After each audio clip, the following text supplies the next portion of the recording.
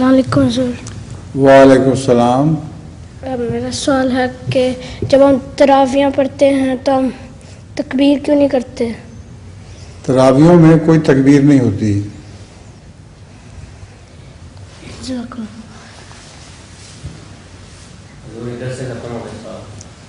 बड़ी जल्दी ख़त्म हो गए सवाल, माशाअल्लाह। अब 2 गुलाटिए हमारे पड़े हुए हैं।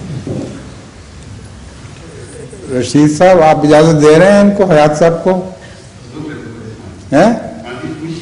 ठीक है, आ जाएं।